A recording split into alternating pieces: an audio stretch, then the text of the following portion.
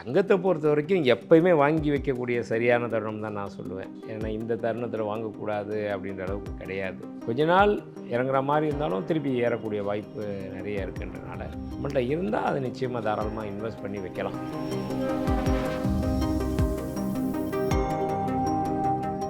ரம்ஜானுக்கென்றே பிரத்யேக கலெக்ஷன்கள். ஆசியாவின் மிகப்பெரிய ஜவுளி சாம்ராஜ்யம் தி சென்னை சில்க்ஸ். ஆமாம், அந்த நிலை இன்னும் குறையுமா அப்படின்னா சொல்ல முடியாது. அடுத்த ஒரு ஒரு ஒரு ஒரு 3-4 நாட்கள்லேயே திருப்பி விலை ஏற ஆரம்பிச்சிடும். ஜனவரி 1ஆம் தேதி 2026 பார்த்தீங்கன்னா வெள்ளி ஒரு கிராம் 256 ரூபா தான். இந்த 40 நாள்லேயே இந்த ஆட்டம் போட்டு கீழே இறங்கியிருக்கு. இப்போ கூட 256 வரலையே. இன்றைக்கி 295 ரூபா கரெக்டாக சொல்ல போனால் நேற்றுக்கு இருந்த ரேட்டுக்கும் இன்றைக்கி ரேட்டுக்கும் நேற்றுக்கு 3,15,000, இன்றைக்கி 295 கரெக்டு. அப்போ 20,000 ரூபா குறைஞ்சிருக்கு. இப்போது புதிய அறிமுகம் ஆச்சி ஹோட்டல் சாம்பார் 50 கிராம் ரூபாய் 20 மட்டுமே. சம்மர் ஹாலிடேஸ் வந்தாச்சு, நம்ம ஜிடி ஹாலிடேஸும் வந்தாச்சு. GT holidays, South India's number 1 travel brand. Sir வணக்கம் சார். வணக்கம் சார், 3 நாளாக தங்கம் விலை கொஞ்சம் இறங்கு முகமாக இருக்குது. பொதுவாக உலக பொருளாதாரம் ஒரு மாதிரி ஸ்டேபிளாக இல்லாதப்போ போர் மாதிரியான சூழ்நிலைகளில் தங்கம் விலை கணிசமாக உயரும். இன்றைக்கி அந்த வளைகுடா நாடுகள், அமெரிக்கா, இஸ்ரேல்னு அந்த மத்திய கிழக்கு பகுதியே ஒரு பெரிய பதட்டத்தில் இருக்குது. ஆனால் தங்கம் விலையில் நாம் எதிர்பார்த்த அளவுக்கு பெரிய மாற்றம் இல்லையே சார், என்ன காரணம்? இல்லை, எப்போயுமே விலை ஏறுது அப்படின்னா அதுக்கு பல்வேறு காரணங்கள் ஒவ்வொரு டைமில் வரும். அதில் குறிப்பாக பார்த்தோம்னா முக்கியமானது சொல்லுவாங்க போர் பதட்ட நிலை. போர் பதட்ட நிலை வந்துச்சுனாலே இம்மிடியட்டாக அது இது வரைக்கும் நம்ம பார்த்ததும் அதுதான் ஒவ்வொரு முறையுமே. அதாவது ரஷ்யா உக்ரைன் வார் ஆகட்டும், இஸ்ரேல் பாலஸ்தீன் வார் ஆகட்டும், இந்த மாதிரி வர்றப்போ எல்லாமே. ஆனால் இந்த முறை போர் பதற்றம் மட்டும் இல்லாமல் போர் தொடங்கியாச்சு. மாறாக தங்கத்தினுடைய விலையோ வெள்ளியுடைய விலையோ ஏறும்னு சொல்லி இது எல்லாமே எதிர்பார்த்ததில் இறங்கியிருக்கு. அப்படின்னா சில வல்லுநர்கள் இதை கணிச்சிட்டாங்க முன்னாடியே. ஆமாம், எப்படின்னா மற்ற நாடுகளில் வர்றப்போ அது ஆயிலை பாதிக்காது. ஆனால் இந்த முறை இங்கே ஈரானில் வர்றப்போ வரக்கூடிய அபாயமில் வந்த உடனே என்ன பண்ணிட்டாங்கன்னா கண்டிப்பாக ஆயில் ப்ரைஸ் எல்லாமே உயரும். ஏன்னா அவங்க கிட்டத்தட்ட அந்த ஜலசந்தி வழியாக கிட்டத்தட்ட ஒரு 25% வரைக்கும் ஆயில் அவங்க.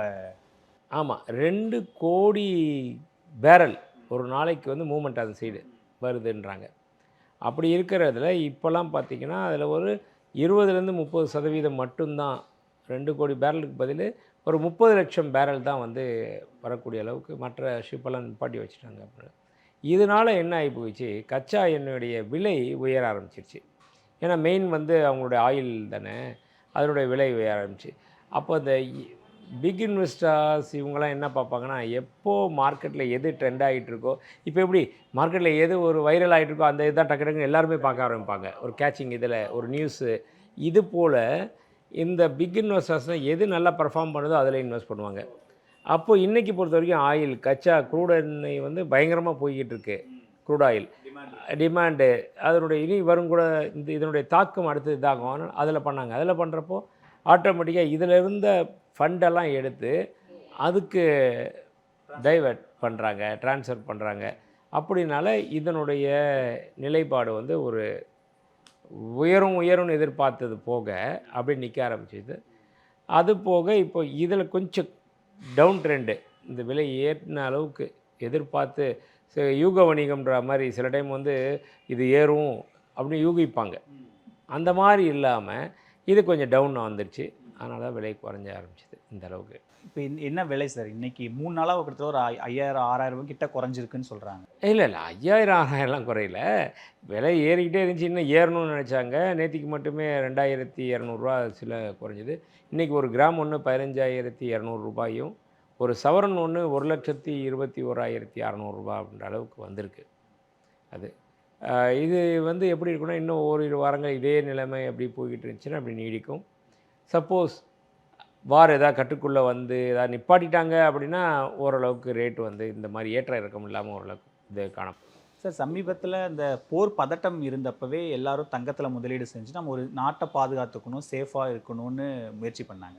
இந்த முறை போரே தொடங்கி நடந்து அது எல்லா நாடுகளும் ஒரு பதட்டத்தில் இருக்கும்போது தங்கத்தில் ஏன் நாடுகள் அதில் நம்ம சேர்த்து வைக்கணும்? போருக்கான இன்வெஸ்ட்மெண்ட்டு, போருக்கான செலவுகள்லாம் தங்கத்தில் நம்ம வைக்காம ஏன் அந்த ஆயில் பக்கெட்டு டைவர்ட் பண்ணாங்க? இல்லை அது நாடுகள் பண்ணலை. இது பெரிய இன்வெஸ்டர்ஸ் இந்த மாதிரி இப்போ இதில் ஜாஸ்தி. அதான் ஒவ்வொரு நேரத்துலேயும் ஒவ்வொரு காரணங்கள் பிறக்குது. மற்ற நாடுகளில் இப்போது ரஷ்யாவுக்கும் உக்ரைனுக்கும் நடக்கிறப்போ அது ஆயில் பிரச்சனை பாதிப்பு வரல. இஸ்ரேலுக்கும் பாலஸ்தீனும் பண்ணுறப்போ அது ஆயில் பிரச்சனையை தொடலை. மற்ற நாடுகள் தான் பண்ணிகிட்டு இருக்காங்க. இந்த கல்ஃப் கண்ட்ரிஸில் இங்கே பக்கம் இருந்து ஆயிலெலாம் போயிட்டு வந்துக்கிட்டு இருந்துச்சு. ஆனால் மேஜர் ப்ரொடக்ஷன் மேஜர் இதுன்றது இங்கே இருக்கிறதுனால அதனால் இப்போ இந்த ஒரு சூழ்நிலை வந்திருக்கு. அதான் எப்பயுமே ஒரு காரணத்துக்கு முன்னாடி இது நடக்கும் அது நடக்கும்ன்றது ரொம்ப கம்மி. நம்ம நடந்து முடிஞ்சதுக்கப்புறம் தான் இதனால் ஆயிருக்கு இப்படி வருது. அதுபடி பார்த்தீங்கன்னா போர் நடந்தால் விலை ஏறும் தங்கம் அப்படின்னு ஒரு மாயை இருக்குது ஏற்கனவே. அது ஒரு விஷயம். அதனால் இந்த போருன்னையுமே கிடுகிடு சாட்டர்டே சண்டே பார்த்திங்கன்னா விலை ஏறிச்சு. அதுக்கப்புறம் அதனுடைய நிதர்சனம் என்ன அப்படின்னு பார்க்குறப்போ மெயின் வந்து ஆயிலுடைய பாதிப்பு இருக்கனால டக்குன்னு இப்போ தங்கம் அதனுடைய நிலைப்பாட்டில் வந்துக்கிட்டு இருக்கு. விலை உயராமல் ஓரளவுக்கு அப்படி ஸ்ட்ரெட். இப்போ விலை குறைஞ்சிருக்கிறதுனால திரும்ப போர் பதட்டம் திரும்ப ஏறிடுமோ அப்படின்னு மக்கள் அதில் வாங்கி வச்சுக்கிறதுக்கான சரியான தருணம் தானா? சரி, தங்கத்தை பொறுத்த வரைக்கும் எப்பயுமே வாங்கி வைக்கக்கூடிய சரியான தருணம் தான் நான் சொல்லுவேன். ஏன்னா இந்த தருணத்தில் வாங்கக்கூடாது அப்படின்ற அளவுக்கு கிடையாது. கொஞ்ச நாள் இறங்குற மாதிரி இருந்தாலும் திருப்பி ஏறக்கூடிய வாய்ப்பு நிறைய இருக்குன்றனால நம்மள்ட்ட இருந்தால் அதை நிச்சயமாக தாராளமாக இன்வெஸ்ட் பண்ணி வைக்கலாம். அதுவும் இந்த மாதிரி இறங்குறப்ப சந்தோஷம் தானே. இப்போது விலை ஏறுது எப்போ இறங்கும் அப்படின்னு கேள்வி கேட்குறோம் நம்ம. அப்படின்ற இடத்துல திடீர்னு விலை இறங்குது அப்படின்றப்போ டக்குன்னு அந்த பயன்படுத்திக்கலாம் இல்லையா? இப்போது தங்கம் பொறுத்த வரைக்கும் தொடர்ச்சியாக காலையில் நீங்கள் அப்டேட் பண்ணதும் ஒரு 10-11 மணி வரைக்கும் அதுதான் தலைப்பு செய்தியாக ஒரு மாத காலம் அப்படி தான் நீடிச்சிட்டு இருந்தது, தொடர்ச்சியான செய்தி. ஆனால் இப்போ சமீபத்தில் அதுக்கான ஒரு பேசுபொருளாக இல்லாமல் இருக்குது, திரும்ப விலையேற்றம் இல்லாமல் இருக்குது, ஒரு கட்டுக்குள்ளே இருக்குது, குறையுது ஏறுது. அந்த ஒரு 1,20,000 25,000 அந்த இதுக்குள்ளேயே சுற்றிக்கிட்டு இருக்கல சார். அது என்ன காரணம்? ஏன் இவ்வளோ ஒரு ஸ்டேபிளாக? ஒரு சின்ன திருத்தம் நீங்கள் சொன்னதில் ஒரு மாதமாக அப்படி நீங்கள் இல்லை, கடந்த 1.5 வருடங்களாகவே பார்த்தீங்கன்னா தங்கத்தின் தான் பேசும் பொருளாக இருந்தது. காலையில் வந்தனுமே சாமானிய மக்கள் ஆகட்டும், ஒரு பிஸ்னஸ் மேன் ஆகட்டும், ஒரு பொருளாதார வல்லுநர் ஆகட்டும், பொலிட்டீஷியன்ஸ் ஆகட்டும், யாருமே பார்த்துருந்தாங்க. இப்போ என்ன ஆயிடுச்சுன்னா இப்போ கடந்த ஒரு பிப்ரவரி மாதம் ஓரளவுக்கு ஸ்டேபிள் வந்தது. ஜனவரி 28, 30 தேதியில் பார்த்தோம்னா அந்த ப்ராஃபிட் புக்கிங் பீரியடு அது எல்லாமே வந்த உடனே அந்த ஷேர் மார்க்கெட்டில் வந்து ட்ரேட் புக்கிங் பண்ணவங்க ரேட்டெல்லாம் கட் பண்ண வேண்டிய சூழ்நிலை வந்துச்சு. இடிஎஃப்பில் ப்ளஸ் எம்சிஎக்ஸ் ட்ரேடிங்கில் இதில் எல்லாமே. அதனால் எல்லாமே கொஞ்சம் சமச்சீர் நிலைமைக்கு வந்துச்சு. தங்க விலை குறைஞ்சிது. 1,12,000 13,000 வரைக்கும் வந்தது. வந்துட்டு அப்படியே இருந்த தங்கம்னா திருப்பியும் இந்த ஒரு போர், டாரிஃப் வார், வர்த்தக போர், ஃபிசிக்கல் போர் அப்படின்னு தான் சொல்லணும். டெம்போடைய ஆட்டம் தொடர்ந்து இருந்துக்கிட்டே இருந்துச்சு இல்லையா? அது வரைக்கும் இப்போது லாஸ்ட்டாக வந்து அந்த சுப்ரீம் கோர்ட் ஆர்டரையும் மீறி 15% அவங்க 10% ஆக்குனாங்க. 18லேருந்து 10 ஆக்குனாங்க. இவர் வந்துட்டு திருப்பி அகைன் ஒரு 15%ன்ற மாதிரி எல்லாத்துக்கும் கொண்டு வந்தார். அது வரைக்கும் அதுதான் பிரதான பொருளாக பேசும் பொருளாக இருந்தது. அதுக்கப்புறம் பார்த்தா இந்த போர் பதட்ட நிலை வந்துச்சு, ஏறிச்சு. இப்போ கொஞ்சம் ஓரளவுக்கு பரவாயில்ல. இப்போ கூட வந்து அந்த 1,14,000ன்ற அளவுக்கு வரல, இன்னும் 1,21,000 22ன்ற அளவு தான் ஏறி தான் இருக்குது இந்த இதை பொறுத்த வரைக்கும். இப்போது 2 தரப்புலையுமே போருக்கான இப்போ ஈரான் கிட்ட தான் அமைதி பேச்சுவார்த்தையினால் ட்ரம்ப் வந்து டூ லேட் அப்படின்றாரு. அதை முடிச்சுட்டு தான் வேறு வேலை பார்ப்போன்ற இடத்துக்கு நகரும்போது இந்த இந்த பதட்டமான சூழ்நிலை விலையில் ஏதாவது திரும்ப ஒரு பெரிய மாற்றம், ஏன்னா கண்டினியூவாக போர் நடக்க போகுதுன்றதை வெளிப்படையாக ட்ரம்ப் சொல்லிட்டாருங்கும்போது திரும்ப இதனுடைய விலையில் எதையாவது ஒரு மாற்றம் வரதுக்கு வாய்ப்பு இருக்கா சார்? இன்னும் ஏறுறதுக்கு அந்த 1.36, 40 நம்ம லாஸ்ட் டைம் பார்த்தோம். வரலாம். அதாவது இதனுடைய விளைவு எப்படி இருக்குன்றது சொல்ல முடியல. ஒவ்வொரு நாளும் ஒவ்வொரு விஷயமா வேறு விதமான பிரச்சனைகள் ஓடிக்கிட்டு இருக்கு.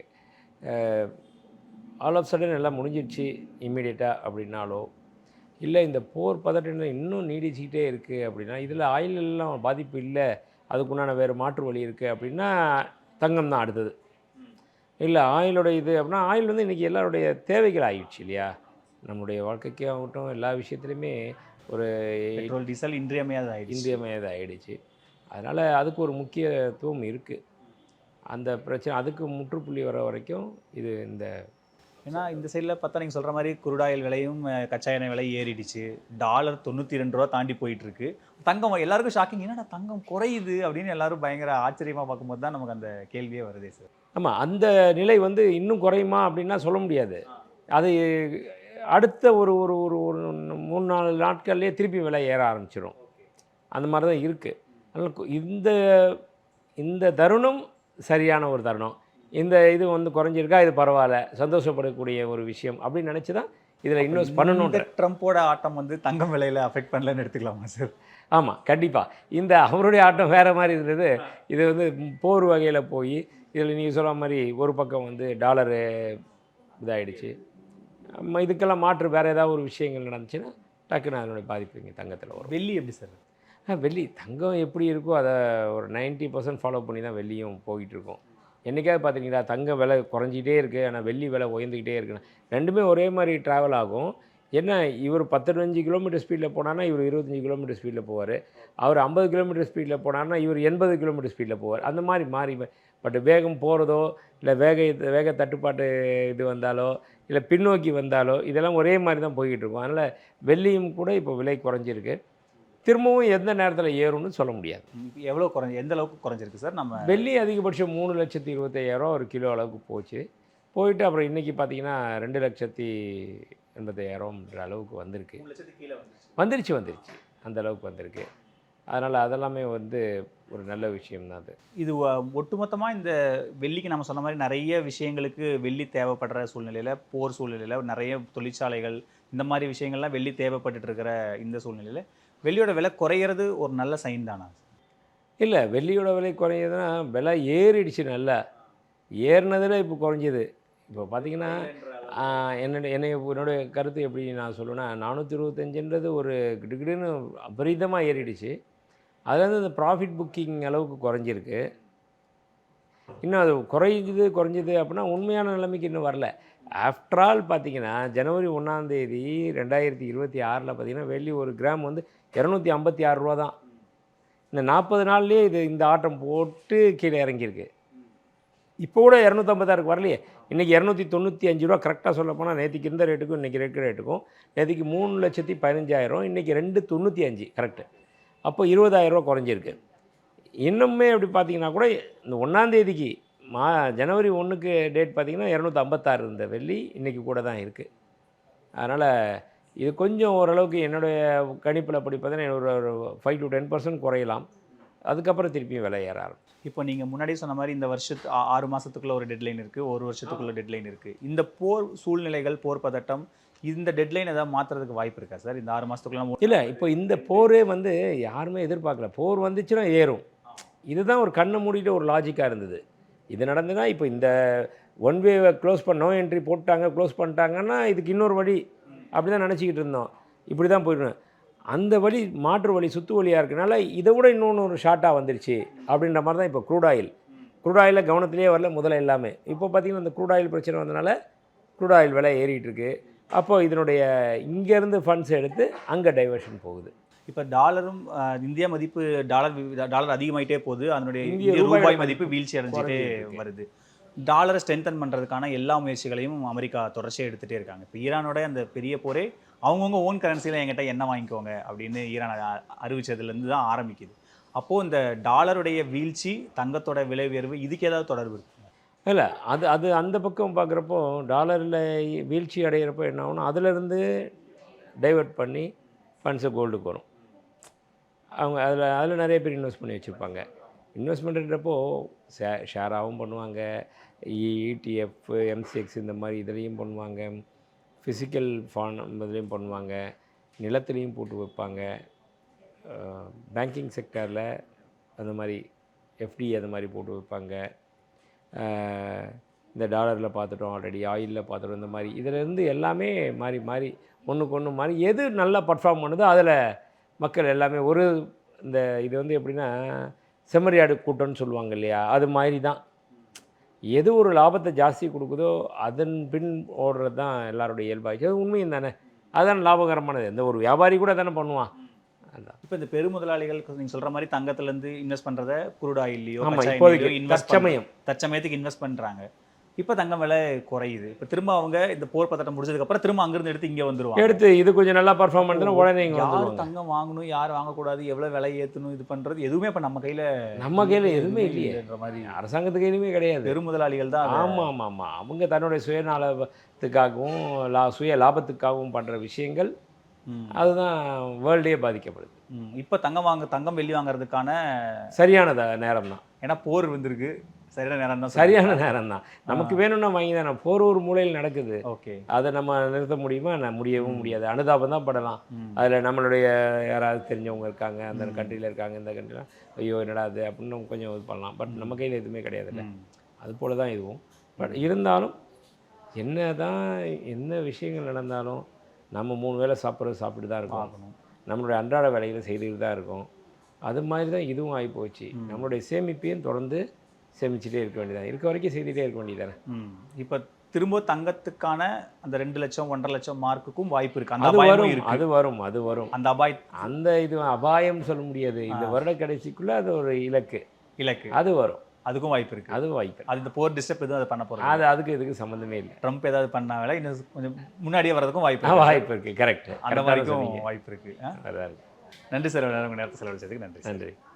ரம்ஜானுக்கென்றே பிரத்யேக கலெக்ஷன்கள். ஆசியாவின் மிகப்பெரிய ஜவுளி சாம்ராஜ்யம் தி சென்னை சில்க்ஸ். இப்போது புதிய அறிமுகம் ஆச்சி ஹோட்டல் சாம்பார் 50 கிராம் ரூபாய் 20 மட்டுமே.